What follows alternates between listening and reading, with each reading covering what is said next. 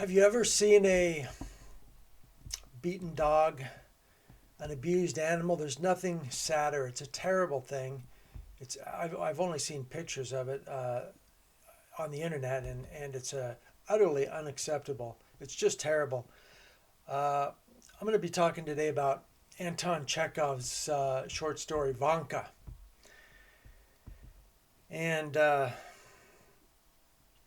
is a connection to the dog's life that I'm gonna talk about in just a minute. Uh, this is a short story, great short story about a young orphan who he's an orphan, but he actually has a grandfather. Although the grandfather is had to kind of give him up, so he's off with some other family and in an abusive situation, a terrible situation. He's at the end of his wits. This little boy, just a little boy, and he's decided to write a letter to his grandfather, pleading for help. And I think you'll see in a minute there are some parallels with this situation and our current situation here in America.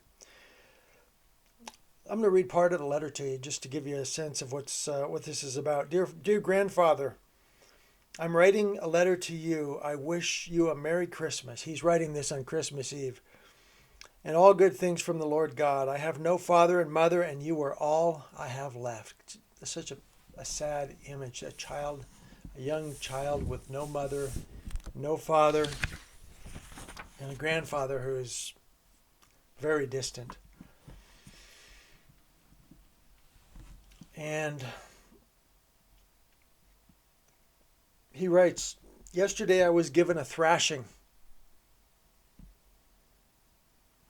The master dragged me by the hair into the yard and gave me a beating with a stirrup strap because when I was rocking the baby cradle, I misfortunately fell asleep. One of the reasons I think I have a compassion for animals is I grew up on a farm, and a horse strap, a stirrup strap, is a thick leather strap. And to be thrashed and whipped with that is going to leave welts. That's a vicious beating.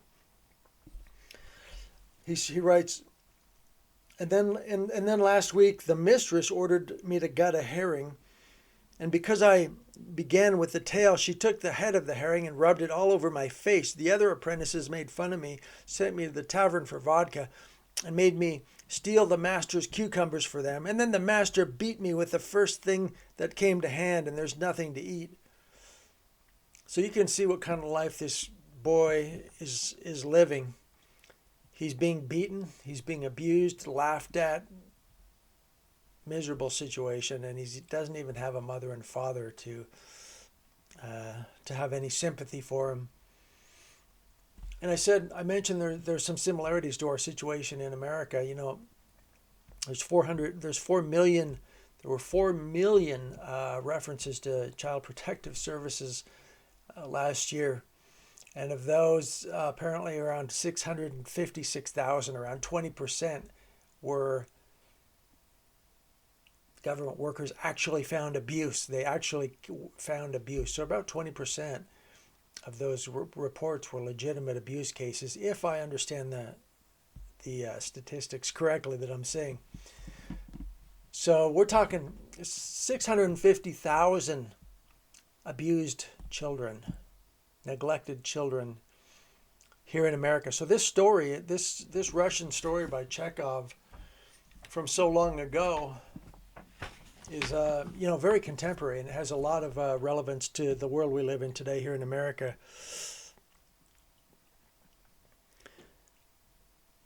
Vanka writes here. He writes to his grandfather. Now this shows the desperation that a child could be in. Personally, I don't know. I'm surprised at how many cases there are here in America because I never saw it in my life. I've only seen. I'm only aware of personally having seen one one friend when I was a kid who was in such a situation. But my students have told me that like every other house in their city is there's cases of abuse, which is, I mean, I've never heard of something like that before. It's opening up a whole world to me I wasn't aware of. But there's a lot of problems, evidently. And the desperation that these kids are driven to is so sad. And Chekhov really gives a sense of that in this story through this letter that's being written. Vanka writes, he's promising, he's desperate, he's trying to convince his grandfather to come and rescue him. He writes, I'll grind your snuff for you, he went on. I'll pray to God to keep you. And if I ever do anything wrong, you can flog me all you like. And if you think there's no place for me, and then I'll ask the manager, for Christ's sake, to let me clean the boots or take Fedia's place as the shepherd boy. Dear grandfather, it's more than I can bear. It will be the death of me. I thought of running away to the village, but I haven't any boots. And I'm afraid of the ice. If you'll do this for me, I'll feed you when I grow up and won't let anyone harm you. And when you die, I'll pray for the repose of your soul, just like I do for my mother. So he's begging for his life. He's begging for his life here. And he's willing to make all kinds of promises to his grandfather, in which he'd probably do that anyway. He's already doing it for his mother. He loves his deceased mother. But he just wants some help from his grandfather because he's all alone in the world. And here in America, we have 656,000 kids in abusive situations. There's a book called The War Against Boys here in America. It's called The War Against Boys, and it has to do with extreme feminists who are teachers who are target boys for abuse and let me tell you, that is one case where a situation I had where I was actually, as a child a long time ago, I was in a situation like that with an extreme feminist who felt, didn't basically want to teach me because I was, a boy, and she felt I was overprivileged as a boy. And so anyway, I don't know. Boys these days are less likely to go to college, are less likely to graduate from college. They don't do as well as school. They don't get the attention. And these are generalizations. You can't apply this, but overall, this seems to be the case. So, Vanya writes, "Come to me, dear grandfather," Vanka went on. "I beseech you, for Christ's sake, take me away from here. Have pity on me, a poor orphan. They're always beating me, and I'm terribly hungry and so miserable. I can tell you, I'm always crying. The other day, the master hit me on the head at last, and I fell down and thought I would never give up. It's worse than a dog's life."